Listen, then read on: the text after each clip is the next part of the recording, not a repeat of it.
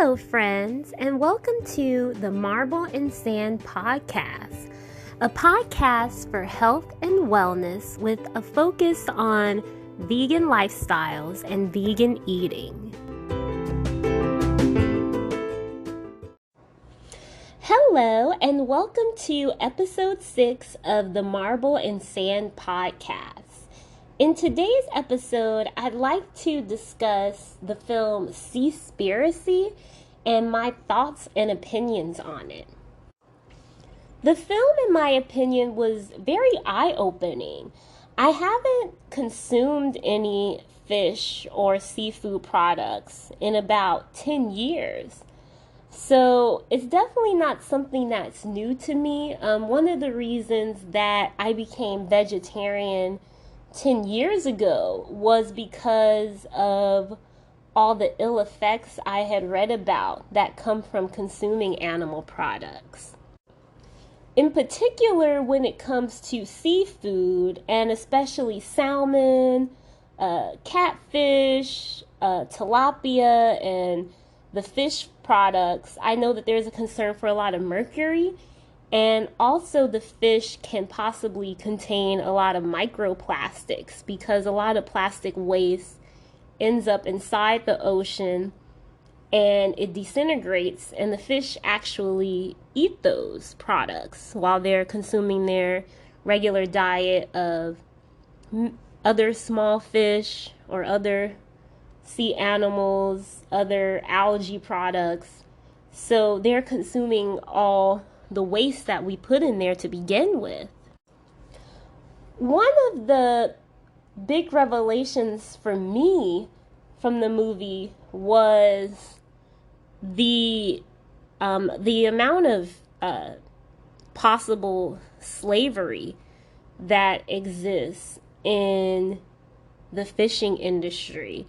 It's something I never thought about, how you can recruit a crew to work on your fishing boat, and then once you get on that boat and you're out in the middle of the ocean, you kind of have, if you're the captain of the boat, it's your boat, you kind of have free range to do whatever. And apparently there were sea captains who were abusing their crew members, forcing them to work 20-hour days, locking them in cellars, beating them. So that was definitely one of the sadder parts, was actually the inhumaneness of the fishing industry. It's something I never actually thought of. I just assumed whenever you see fishermen, I think of like the Gordon's fishermen, and the film touched on that too. It's like you have this image of like a happy fisherman in a yellow raincoat. He's out at sea and he has his crew members and they're happy and fishing. And in a lot of places around the world, it's not like that at all. That's the humanitarian aspects. And then when you look at also the entire regulatory process in the film. So the film also talks about how a lot of tuna products and processed fish products have labels saying that they don't kill or harm any whales or dolphins due to bycatch, which is something that I also learned about 10 years ago.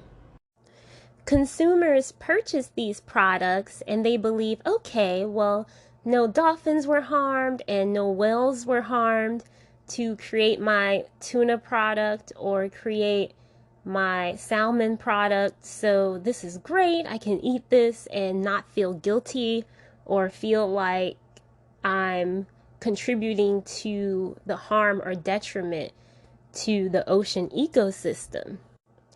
But in reality, the film showed that once you get out to sea again, the sea captains can do whatever it is that they want to do. So even if while they're catching salmon or tuna and let's say a whale gets caught in the nets or a dolphin gets caught in the nets, there's no one there to make them report that. because they're out in the open sea. So the fisherman crew, they're not going to say anything. And then the sea captain isn't going to say anything. So once they get back to dock, who's to know whether they killed any dolphins or any whales anyway? On the flip side of that, it turned out that some fishermen were actually purposely killing dolphins because the dolphins were eating too much of the fish products that they did want to catch.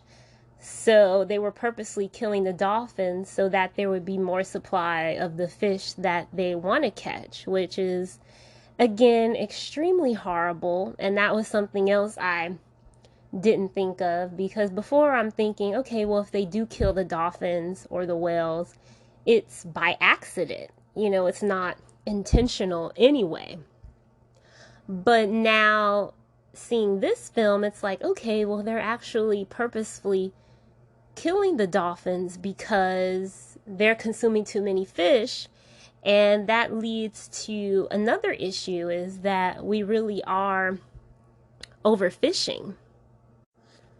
Also, the filmmaker pointed out that a lot of these seafood companies pay organizations to put their dolphin safe logo on their products. So there's kind of a conflict of interest in that, since the regulatory organization is being paid by the seafood company.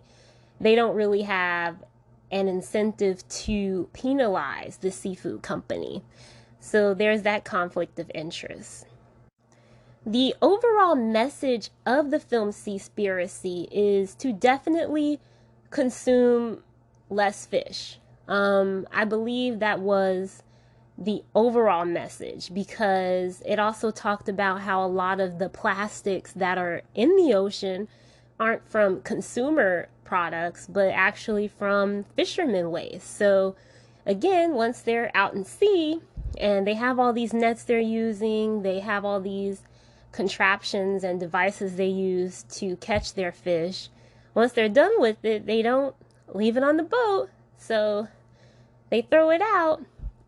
So, and that's right where the fish are. Whereas you using or drinking your plastic bottle is so many degrees of separation between you drinking it and it possibly ending up in the ocean.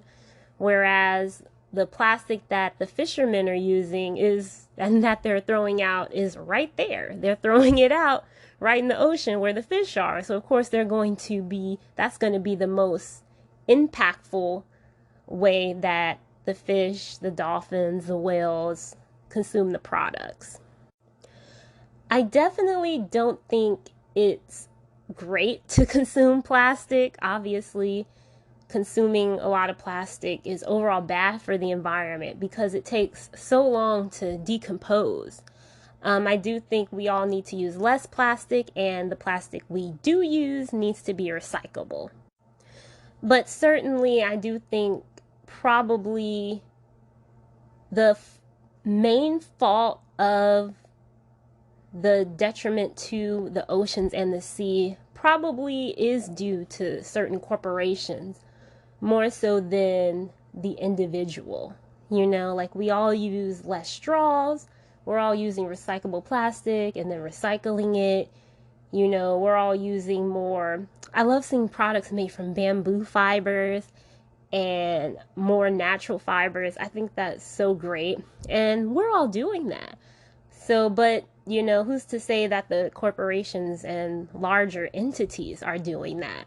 So I think we definitely need to focus on having more regulatory control over, especially with the fishing. At least that's what Seaspiracy touched on, is, how much damage is the global fishing industry doing to the environment? And that's my overall opinion of the Seaspiracy film. It's very eye-opening. It touches on a wide variety of topics and how it affects fish, affects communities, affects the environment. So it's definitely a great film. And then one of the later aspects that was touched on was how we need omega 3s. I believe this was in Seaspiracy. I hope it wasn't in another documentary, because sometimes I watch so many documentaries, especially on YouTube, I can get them mixed up. And I do want to talk about another fishing film I saw on YouTube. But it discussed how we need omega 3s in our diet. And so the fishing industry is really a proponent of people consuming fish because we need those omega 3s.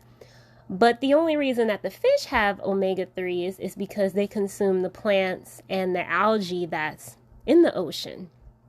So there was a company, I believe, a plant-based meat startup that was creating vegan fish and vegan seafood products, which is great. I've had vegan crab cakes. I forget the brand. It's a really awesome brand, and I can't find them anymore. I ate them like 7-8 years ago, and I think they may only be online, but they are delicious. It tastes better than crab cakes from what I remember. And they use a cognac powder and like algae powder. And really that just gives it the seafood taste, like just using those two ingredients. So you're able to get the omega 3s from consuming the algae, or you can also take algae oil supplements. And then you're not actually, harming any fish in the process, since that's where they get their omega 3s from. And now to bring it back to the fishing industry, in particular salmon farm fishing, that is something that I've also learned is very detrimental, because as I already discussed, catching fish in the wild is very detrimental to the environment. But also having the farm-raised fish, in particular salmon, is something that is also harmful to the environment as well. So they take their fish, the salmon, and they put them in like these underwater cages. And they swim around. It's a whole bunch of fish, like hundreds, thousands of fish. And they swim around in this small enclosed space in the ocean. And what happens is the salmon, they end up eating their own feces, getting all sorts of diseases, and they end up dying. It's very, very horrific. So a lot of the fish isn't even suitable enough to consume. Another thing that I saw in an Australian fishing industry documentary is that there's other people that have their own seafood companies, in particular mussels. So people have mussel farms, and they're around these salmon fishing farms, and the diseases from the salmon are escaping their containers and creating these algae blooms, and it's kind of a toxic algae, and the algae is killing off the different sea life that is outside of the farm salmon area. So that's something that's also very disturbing, because you have all these salmon fish in this enclosed area. They're getting diseases. Those diseases are infecting the sea plant life and growing this toxic algae, and then other fish outside of that farm are eating the algae and they're dying. So it's something that's just it has such a domino effect. Overall, there are definite changes that are needed to be made in the fishing industry, and I do think that the overall theme is to eat less fish, eat less salmon, eat less seafood, because honestly, the fish in the sea are meant to be food for the other fish in the sea. It's not something that's really meant to be food for us. And just, even if we farm our own, if it's integrated with the ocean and the sea life that is there, it does have the harmful effects.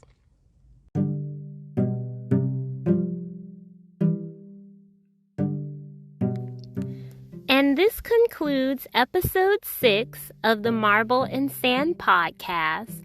And I do wish you well on your health and wellness journey and obtaining a more plant-based and vegan lifestyle.